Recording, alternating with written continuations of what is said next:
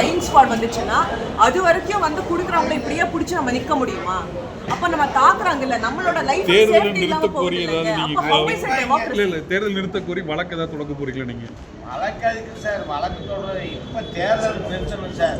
கோயம்புத்தூர் தெற்கு தொகுதியில அராஜக தலை விரிச்சு ஆடுது சார்.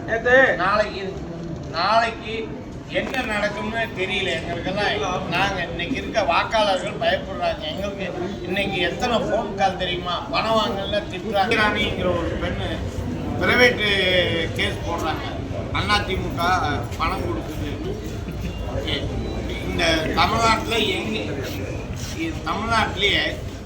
அதிமுக காசு இங்கே கோயம்புத்தூர் கொடுக்குறாங்க.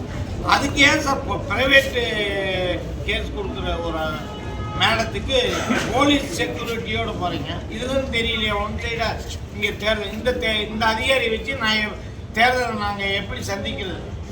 ஒரு இதை வச்சு நாங்கள் ஒன்றும் பண்ண முடியும். இது என்னங்க காயலாம் கடையா? நாங்கள் மளிகை கடையாக வச்சுருக்கோம். இந்த கடைக்கு இந்த விலைன்னு ஒன்று பிடிச்சி கொடுத்தா அது என்ன ஏதுன்னு கேட்கணும். அதை விட்டுக்கிட்டு நமக்கு என்ன பாதுகாப்பு? போலீஸு சுத்தமாக, போலீஸ் எல்லாம் பயங்கரமாக சப்போர்ட்டிங்க. தலைமை தேர்தல் இங்கே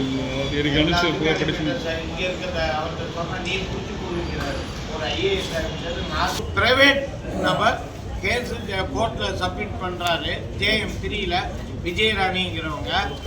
அந்த கேஸுக்கு போலீஸ் பாதுகாப்போட போறாங்க அந்த பெண்மணி.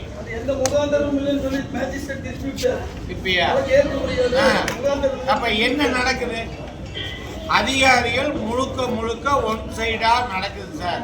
இந்த அதிகாரிகளை வச்சு தேர்தல் நடத்தினா ஒன் சைடா தீர்ப்பு தான் வரும். வன்முறைகள் நடக்கலாம்.